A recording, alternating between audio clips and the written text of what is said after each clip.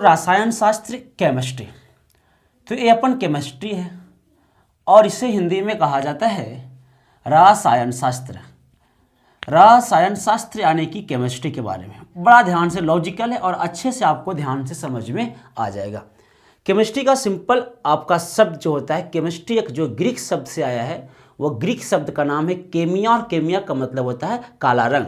यानी कि अगर कोई पूछे आपसे कि केमिस्ट्री किस वर्ड से आया है, तो केमिस्ट्री जो है एक ग्रीक शब्द से आया है और एक ग्रीक वर्ड का नाम है आपका केमिया। क्या केमिया इसका नाम है और केमिया का शाब्दिक अर्थ होते हैं आपके काला रंग, यानी कि ये काला रंग यानी केमिया। अभी भाई साहब ये केमिया का मतलब, तो केमिया का शाब्दिक अर्थ होता है काला रंग का मतलब कि कई चीज़ों से जो मिलकर बनता है उसे अपन क्या बोलेगा, केमिया बोलेगा। अब यहाँ पे जब कई चीज़ों से मिलकर एक नया चीज़ का निर्माण होता है तो उसे आपका केमिया और उसी को आपका केमिस्ट्री। तो आइए केमिया का शाब्दिक अर्थ काला। सबसे पहले है कि हम केमिस्ट्री किसको कहते हैं, आखिर रसायन शास्त्र क्या है। एक सिंपल सी लॉजिकल परिभाषा है, the study of matter is called chemistry, मतलब कि पदार्थों के अध्ययन को हम रसायन शास्त्र कहते हैं। जहाँ पे किसकी अध्ययन किया जाए, तो जहाँ पे सर पदार्थों के अध्ययन किया जाता है, द स्टडी ऑफ मैटर। तो पदार्थों के अध्ययन को क्या, पदार्थों के अध्ययन को हम रसायन शास्त्र कहते हैं। अब यह पदार्थ के हम गुण के बारे में पढ़ सकते हैं, यह पदार्थ के हम संगठन के बारे में पढ़ सकते हैं, यह पदार्थ के हम प्रॉपर्टीज के बारे में पढ़ सकते हैं, यह पदार्थ के हम बिहेवियर के बारे में हम पढ़ सकते हैं। ये केमिस्ट्री कोई एक दिन का सोचा समझा सब्जेक्ट नहीं है। ये केमिस्ट्री को बनाने में वैज्ञानिकों ने करीब 300 साल मेहनत किया और 300 साल मेहनत करने के बाद फाइनल सफलता जो मिला लेवोजियर साहब को मिला। क्या, लेवोजियर साहब को मिला। इसीलिए फादर्स ऑफ केमिस्ट्री जो है, यानी कि केमिस्ट्री का जनक या केमिस्ट्री का फादर जो है वो हम किसको बोलते हैं, तो केमिस्ट्री का पिता जो है हम बोलेंगे लेवोजियर को। फादर ऑफ केमिस्ट्री यानी कि केमिस्ट्री का पिता किसको बोलेंगे भैया, तो केमिस्ट्री का पिता जो है ना वो हम अपन लेवोजियर को बोलेंगे। लेवोजियर को फादर ऑफ केमिस्ट्री या केमिस्ट्री का पिता कहा जाएगा। अब समझो ध्यान से, ये तो बेसिक बात हुआ। अब चलते से पदार्थ किसको कहते हैं। पदार्थ को कहीं कहीं सब्सटेंस लिखा हुआ मिलेगा और कहीं कहीं पदार्थ को मैटर लिखा हुआ मिलेगा। क्या, सब्सटेंस लिखा हुआ रहेगा या फिर कहीं कहीं मैटर लिखा हुआ रहेगा। तो ये अपन पदार्थ हुआ, पदार्थ को सब्सटेंस या मैटर कहा जाता है। अब समझना है कि पदार्थ क्या होते हैं। तो दुनिया में जितना भी वस्तु है ना, वो आपको जो दिखता है, दुनिया में सारी वस्तु के कुछ ना कुछ आकार होते हैं, आयतन होते हैं, अपने परिवर्तन का विरोध करते हैं। एक लॉजिक बात बताएं, दुनिया की सारी वस्तु है जो आपको दिखता है वो सबके सब क्या है, पदार्थ है। वो सबके सब आपके हैं आपका पदार्थ। तो दुनिया की सारी वस्तुएं आपके पदार्थ कहलाएंगे। दुनिया की सारी जो वस्तुएं हैं वो आपके पदार्थ कहलाएंगे। दुनिया के सभी वस्तुएं क्या कहलाएंगे, तो दुनिया के सारी वस्तुएं या दुनिया के सभी वस्तुएं जो है वो आपका पदार्थ कहलाएंगे, जिनकी आकार होती हैं, जिनकी आयतन होती हैं। तो कोई भी वस्तु होगा दोस्त, तो सभी वस्तु का आकार होगा, सबका आयतन होगा, सब अपने परिवर्तन का विरोध करेगा। तो सभी के सभी आपका सब्सटेंस या उसे हम पदार्थ के नाम से जाना जाता है। अब चलते भैया केमिस्ट्री के भाग के बारे में। केमिस्ट्री में कौन कौन सी पार्ट पढ़ना है, तो केमिस्ट्री में सबसे पहले हमें केमिस्ट्री की बात जब हम करते हैं तो केमिस्ट्री में हमें पढ़ना ऑर्गेनिक केमिस्ट्री। क्या, ऑर्गेनिक केमिस्ट्री को हम लिखते हैं कार्बनिक रसायन। क्या, कार्बनिक रसायन, जिसमें कार्बन होते हैं उसे कार्बनिक रसायन कहते हैं। और जो रिएक्शन कार्बन से ना करे किसी और से करे उसे हम कहते हैं अकार्बनिक। क्या, अकार्बनिक रसायन। In organic chemistry, in organic chemistry के नाम से इसे हम जानते हैं। एक होता है फिजिकल यानी कि भौतिक रसायन होते हैं, फिजिकल केमिस्ट्री, या इसे हम भौतिक रसायन के नाम से जानते हैं। क्या, भौतिक रसायन के नाम जानते हैं। ये तीन प्रकार के अपन क्या पढ़ना है, तो ये तीन प्रकार के अपन पढ़ना है केमिस्ट्री के बारे में। ये तीन प्रकार के अपन क्या पढ़ना है दोस्त, केमिस्ट्री के बारे में पढ़ना है। अब एक एक करके सारी लॉजिक हम समझेंगे और सारी चीज़ों को पढ़ने की बात करेंगे। अगर कोई आपको नॉर्मली पूछे केमिस्ट्री किसे कहते हैं, तो the study of matter is called chemistry कहते हैं। पदार्थों के अध्ययन को केमिस्ट्री कहा जाता है। केमिस्ट्री का पिता कौन है? तो लेवोजियर है। केमिस्ट्री किस शब्द से आया है? तो ग्रीक वर्ड केमिया से आया है। दुनिया के सारी वस्तुएं पदार्थ कहलाते हैं। अब समझते हैं कि ये इनकी जो पदार्थ के वर्गीकरण के हिसाब से इनकी क्या क्या गुण हो सकते हैं। तो पदार्थों की बात जब हम करते हैं, इनके पदार्थों के वर्गीकरण के हिसाब से इनके गुण की बात करते हैं, तो ये दो भागों में बांट दिया गया। एक आपका भौतिक गुण और एक आपका रासायनिक गुण होते हैं। क्या भौतिक गुण होते हैं और एक आपका रासायनिक गुण होते हैं। तो पदार्थों के वर्गीकरण के हिसाब से दो भागों में से बांट दिया गया है।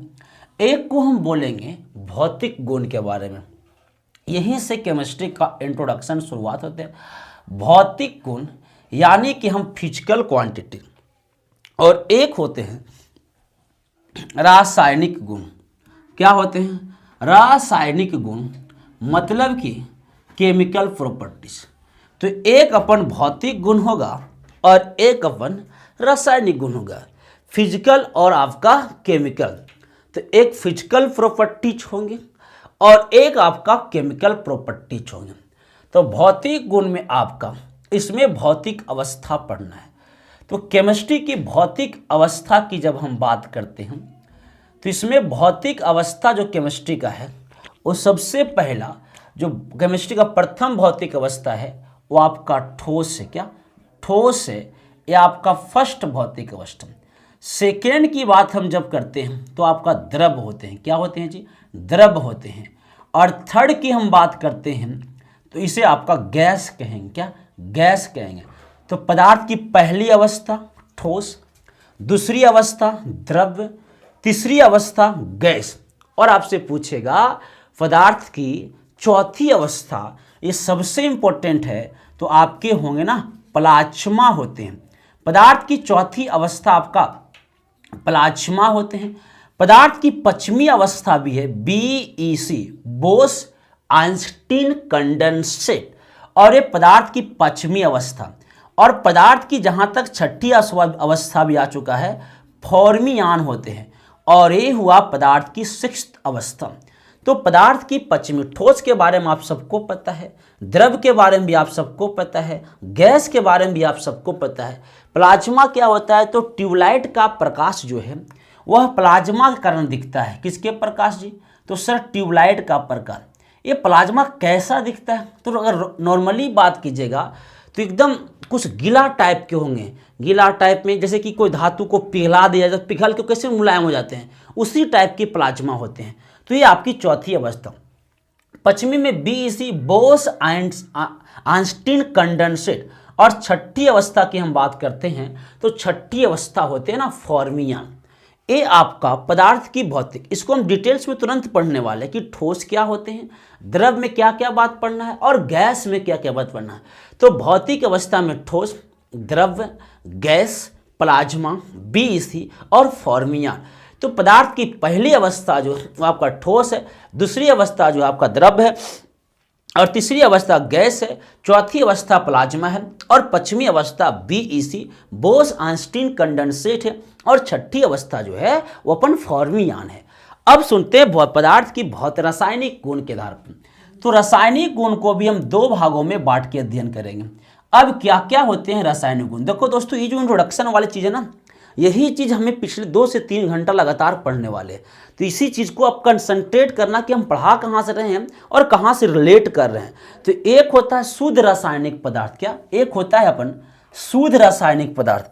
तो एक आप शुद्ध रासायनिक पदार्थ होंगे, तो एक अपन शुद्ध रासायनिक पदार्थ होते हैं, और एक होते हैं अपन अशुद्ध रासायनिक पदार्थ। क्या? अशुद्ध रासायनिक पदार्थ। तो एक शुद्ध रासायनिक पदार्थ होंगे और एक अपन होंगे अशुद्ध रासायनिक पदार्थ। अब सुनो ध्यान से, इस शुद्ध वाले में क्या क्या आते हैं सर?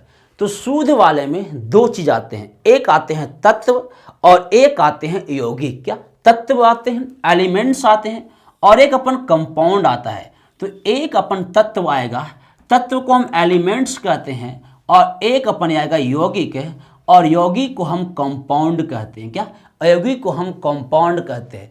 तत्व की हम जब बात करते हैं तो तत्व में आपका 3 प्रकार के तत्व होते हैं। एक होते हैं धातु, मेटल जिसको बोलते हैं, एक होते हैं अधातु, और एक होते हैं उपधातु। क्या? धातु, अधातु, उपधातु, और एक और है, इसे हम बोलते हैं मिश्र धातु।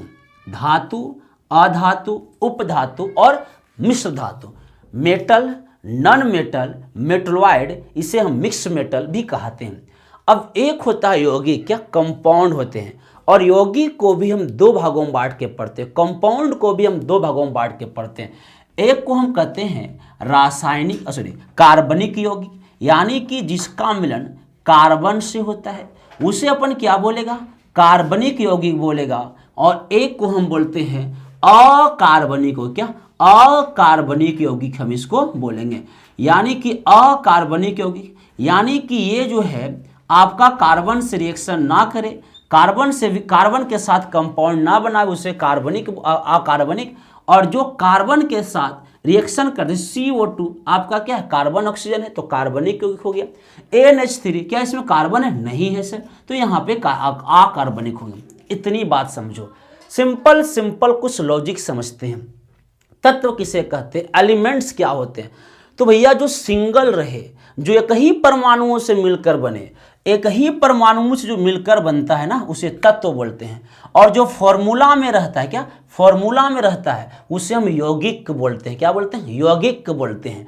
जैसे कि आपका CO2 यौगिक है, H2O यौगिक है, CaCO3 यौगिक है, इस प्रकार से। और जिसमें कार्बन की मात्रा रहे, जिसमें कार्बन मिला रहे, तो कार्बनिक यौगिक कहेंगे। और जिसमें कार्बन ना रहे उसे अकार्बनिक, जैसे CO2 CO3 क्या कार्बन है कार्बनिक यौगिक। NH3 क्या कार्बन है, नहीं है, तो आपका क्या अकार्बनिक यौगिक। H2O क्या इसमें कार्बन है, नहीं है, अकार्बनिक यौगिक। तो ये किसकी डिपार्टमेंट हो गया, शुद्ध रासायनिक पदार्थों को। अब अपन चलेगा अशुद्ध रासायनिक में हम क्या क्या पढ़ सकते हैं। दोस्तों अशुद्ध रासायनिक में हमें मिश्रण के बारे में पढ़ना है, क्या मिश्रण के बारे में पढ़ना है। और मिश्रण दो प्रकार के होते हैं, समांग मिश्रण और विषमांग मिश्रण। क्या समांग मिश्रण और विषमांग मिश्रण। तो सारी के सारे लॉजिक हम आपको पढ़ाएंगे। एक आपका समांग मिश्रण होगा ना जी, और एक आपका होगा विषमांग मिश्रण। तो एक अपन समांग मिश्रण पढ़ना है और एक अपन विषमांग मिश्रण पढ़ना है। किस गुण में, तो अपन रासायनिक गुण में। तो अब हमें सबसे पहले क्या समझना है, तो सबसे पहले भौतिक गुण में हमें ठोस, द्रव्य, गैस, प्लाज्मा ज्यादा क्वेश्चन नहीं आते हैं। प्लाज्मा से बल पदार्थ की चौथी अवस्था को हम प्लाज्मा कहते हैं। ट्यूबलाइट का प्रकाश स्पष्ट रूप से प्लाज्मा कलर ही दिखाई देता है। अभी तक ये दोनों की कोई खोज मतलब क्लियर पता नहीं है। बोस आस्टिन कंडेंसेट BEC पश्चिमी अवस्था और फर्मियन हो गया इसका छठी अवस्था। चलो तो एक एक करके अब सारी चीज़ों को हम पढ़ते हैं। तो पहले इधर वाला पार्ट पढ़ेंगे, फिर उधर वाला पार्ट पढ़ेंगे। तो ठोस की बात है, ये ठोस क्या होते हैं सर। आपको लग रहा भैया ये ठोस तो हम बचपन से पढ़ते आ रहे, फिर भी आप इसमें क्या पढ़ा दीजिएगा। तो जी हाँ, हम इसमें कुछ और पढ़ाएंगे और कुछ नया पढ़ाएंगे, जिससे एग्जाम में क्वेश्चन हूबहू आते हैं और बहुत आसान तरह से हम आपको पढ़ा देंगे। ये आपकी सॉलिड होते हैं, क्या सॉलिड होते हैं। सिंपल सी बात है, जब ठोस की बात करें तो जैसे कि दोस्तों ये आपका एक डस्टर है, और डस्टर भी एक ठोस है। क्यों ठोस है, क्योंकि इसका आकार जो है वह परिवर्तन होगा नहीं। भैया अगर इसको पिघलाएंगे तो काहे नहीं परिवर्तन, बात की बात है, अपने से तो परिवर्तन नहीं होगा। इसकी आकार फिक्स है और इसकी जो आयतन है वह भी क्या है, फिक्स है। इसकी जो कलर है वह भी फिक्स है। इसको छोड़ देंगे तो कुछ होने वाला में थोड़ी ना है। तो जिसकी आकार और आयतन दोनों फिक्स रहती है, दोनों निश्चित रहती है, उसे हम ठोस कहते हैं। तो ठोस की सिंपल सी बात है, जिसकी साइज मतलब आकार, क्या साइज मतलब आकार, जिसकी वॉल्यूम मतलब कि आयतन, जिसकी रंग यानी कि कलर, ये सब इत्यादि बहुत सारी चीजें जो फिक्स रहते हैं। फिक्स कहने का मतलब हुआ जो निश्चित रहते हैं, उसी को हम किस नाम से जानते हैं, तो उसी को हम सॉलिड कहते हैं, उसी को हम ठोस कहते हैं। जिसकी आकार, आयतन इत्यादि क्या रहे, तो सर फिक्स रहे, उसे आपकी हम सॉलिड या उसे हम आपका ठोस के नाम से जाना जाता है। अब बड़ा ध्यान से दो लॉजिक इसमें और है। जैसे कि बात करते हैं भाई साहब, एक कोई कंटेनर है, मान ली कि यही डस्टर ऐसे रखा हुआ है, तो डस्टर में ठोस क्या है, कि भैया एक दूसरे के बहुत कनेक्ट होते हैं। एक अणु दूसरे अणु के एकदम सटल रहेंगे, क्या सटल रहेंगे। जब एक अणु दूसरे अणु के काफी सटल रहते हैं तब उसको ठोस कहते हैं। तभी तो उसको हम क्या बोलते हैं, तो तभी तो हम उसको बोलते हैं ना सर, ठोस कहते हैं, क्योंकि एक अणु दूसरे अणु के काफी सटा हुआ है। तो जब एक अणु दूसरे अणु में की बात करते हैं तो इसको बोलते हैं अंतर आणविक स्थान, क्या अंतर आणविक स्थान। और इसी गुण को कहेंगे अंतर आणविक गुण। मतलब अंतर मतलब दोनों में अंतर, और आणविक मतलब अणु। दो अणुओं के बीच को गुण को अपन किस नाम से जानेगा, तो अपन उसे अंतर आणविक गुण के नाम जानेगा। तो आइए इसकी बात करते हैं, अंतर आणविक गुण की बात करते हैं, अंतर आणविक गुण की बात करते हैं। तो इसमें अंतर आणविक गुण में दो लॉजिक याद रखना है। एक होते हैं अंतर आणविक ठोस में, और सॉरी एक होते हैं अंतर आणविक स्थान, और एक होते हैं अंतर आणविक बल। अंतर आणविक स्थान और अंतर आणविक बल। अब सुनो ध्यान से, ये दो वस्तुओं के बीच में क्या जगह है पर बहुत कम जगह है। तो आप ही बता, इसके बीच कोई जगह है? नहीं है ना सर। और देखो ना भाई, है नहीं। तो दोनों के बीच, दो अणुओं के बीच के स्थान बिल्कुल कम है, तो इसके अंतराण्विक स्थान क्या होते हैं, तो इसके अंतराण्विक स्थान हो जाते हैं ना कम। और जब अंतराण्विक स्थान कम है तो इसके बीच बल कम लग रहा होगा कि ज़्यादा लग रहा होगा, तो बल ज़्यादा लग रहा होगा। क्योंकि आप ही बताइए, ऐसे करो मारेंगे और ऐसे मुठिया मून के मारेंगे तो ऐसे में चोट लगेगा कि ऐसे में लगेगा, ऐसे में लगेगा, क्योंकि भैया मुट्ठी में पूरे आपस में सटे हुए तो मजबूत हो गए। और अलग बात है कि इसका स्थान कम है, तो अंतराण्विक का स्थान कम है और बल लगेगा कस के, एकदम घुमस के ज़्यादा लगेगा, तो बल क्या लगेगा, ज़्यादा लगेगा। तो जिसका भी अंतराण्विक का स्थान कम हो, अंतराण्विक बल जो है उसमें ज़्यादा लगते हैं। क्या अंतराण्विक बल जो है उसमें लगते हैं अपन ज़्यादा। जिसका अंतराण्विक स्थान कम, अंतराण्विक बल ज्यादा लगेगा। तो ये अपन किस में हो गया, आपका ठोस में। किस में? आपका ये आपका ठोस में हो गया। अब सुनो ध्यान से, एक होते हैं द्रव, और द्रव को हम बोलते हैं लिक्विड। क्या द्रव को हम बोलते हैं लिक्विड। अब ये द्रव की मामला क्या है, बड़ा लॉजिकल समझना। द्रव की मामला क्या है, इसकी आयतन निश्चित होते हैं पर आकार जो है इसका वो आपकी अनिश्चित होते हैं। इसका आकार कैसा होगा, तो भैया आकार इसका अनिश्चित होगा। क्यों? क्योंकि द्रव है, किधरों भी आपका चल जा सकता है, लेकिन आयतन में वॉल्यूम हम जितना 1 लीटर पानी भरेंगे तो क्या 2 लीटर पानी हो जाएगा? नहीं ना हो जाएगा। मतलब कि इसका आयतन कैसा होगा, तो इसकी आयतन होगी ना निश्चित होगी, क्या फिक्स होगा। लेकिन आकार की कोई फिक्स इसमें नहीं है। अगर पानी को ऐसे करेंगे तो ऐसे हो जाएगा, और इधर छोड़ देंगे तो फैल के पूरा हो जाएगा, जिधर मन करेंगे उधरों चला जाएगा। तो इनकी आयतन आपका निश्चित, क्योंकि 1 ही लीटर पानी को हम कई रूप में रख सकते हैं। अगर उसे आपकी कटोरा में रखेंगे तो कटोरा नहीं हो जाएगा, गिलास में तो गिलास नहीं हो जाएगा, बाल्टी में तो बाल्टी नहीं है, और आपका थारी में तो थारी नहीं है। मतलब अलग अलग तरह से हो सकते हैं ना। तो उनकी आकार क्या अनिश्चित, आयतन क्या हो जाएगा निश्चित। अब यहाँ पे ये आपकी किसकी बात कर रहे हैं, द्रव की बात कर रहे हैं। अब इसमें क्या होते हैं, ये द्रव वाला में लॉजिकल क्या है कि दो अणु जो होते हैं वो आपस में ठोस के अलावा थोड़ी सी डिस्टेंस रहती है, थोड़ी सी डिस्टेंस रहती है। मतलब कि ठोस की तुलना में स्थान थोड़ा सा ज़्यादा लगता है। दो अणुओं के बीच के स्थान क्या है, यहाँ पे थोड़ा थोड़ा स्थान क्या है आपका ज़्यादा है। तो थोड़ा थोड़ा स्थान इसमें क्या हो जाएगा, अंतराण्विक गुण में जो अंतराण्विक स्थान है वो इससे थोड़ा सा ज़्यादा हो जाएगा। इससे किससे, ठोस से थोड़ा सा ज़्यादा, पूरे थोड़ा सा ज़्यादा होगा। अब जैसी स्थान ज़्यादा हुआ तो इसमें क्या लगेगा, बल। तो इसमें जो फोर्स है ना वो आपका लगेगा आपका कम। किससे कम, तो थोड़ा सा इससे जो आपसे आपकी लग जाएंगे ना आपकी कम। तो जैसी स्थान कम तो वहाँ बल ज़्यादा, और यहाँ जो है स्थान उससे थोड़ा सा ज़्यादा तो बल भी उससे थोड़ा सा कम लगेगा। अब ज़्यादा लगे थोड़ा सा कम लगेगा, किससे, आपका ठोस से। तो ठोस में अंतराण्विक स्थान कम था, यहाँ उससे थोड़ा ज़्यादा है, तो वहाँ भी बल ज़्यादा था, तो इसमें थोड़ा सा बल जो है कम है। अब यहाँ पे इतनी बात समझ में आया। अब हम बात करते हैं द्रव गैस की। आकार इसकी और आकार जो होते हैं गैस में वो आपके अनिश्चित होते हैं। क्या अनिश्चित इसकी आकार होते हैं, आकार भी अनिश्चित होते हैं, और इसके आयतन भी जो है यह भी इसकी अनिश्चित होते हैं। क्योंकि गैस में क्या होते हैं कि थोड़ा सा भी गैस रहेगा तो पूरा एरिया को कवर कर सकते हैं।